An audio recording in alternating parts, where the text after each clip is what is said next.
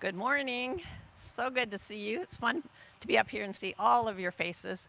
And I also want to say hi to the Abide at Night and those that are joining us virtually. You're part of our whole group, and I hope that you will enjoy this another time. I am really excited, as Christina said, about this psalm. When I was a lot younger and could memorize better, I memorized this psalm. And so I asked if I could do it. And it's been just the last week or two, it's been in my heart. And I have been saying, oh Lord, how majestic is your name all the time. And I just love that beginning. And I'm hoping this morning that we will all be overwhelmed by God's majesty. I love that word, majestic. Don't you like that?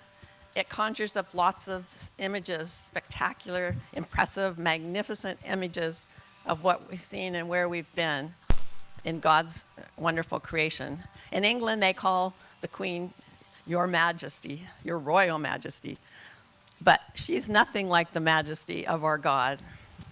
And when I first started thinking of this word, the first image was of the Tetons. Have many of you been there? That's one of my most favorite places in the world. And we were there one summer, and I would just be walking along and forget and look up, and I was almost bowled over by the majesty of those mountains. Another great place that's so majestic is the Grand Canyon. Many of you have been there, and that's going down to the depths. So spectacular. So as you guys think of majestic, just yell out a few places or places where you've been that just brings out God's majesty. Say that again. Sunsets in Maui. Okay. Grand Canyon. Zion. That's dramatic, isn't it? Yosemite. The coast. Mammoth. Swiss Alps. The beach, right. We live by the ocean. We're so blessed. And we live by mountains. And we see God's majesty. So I want us to be thinking of that. And one other one I thought of that would be a little different is what about our human bodies and how they're formed? I thought that's a different kind of majesty. And I love the verse in Psalm 139 that says, "For you created my inmost being. You knit me together in my mother's womb. I praise you because I am fearfully and wonderfully made." And then David says, "Your works are wonderful." I see a little baby over there, and it is magnificent and amazing. Our God has given us a beautiful creation. So starting out with our first verse, "O Lord, our Lord." It's a personal God. It's just not a magnificent God up there, but he's our Lord. How majestic is your name. And I was thinking just his name is so powerful. The name for God here, Lord, when it's in capitals, stands for Yahweh or Jehovah. And it means I am.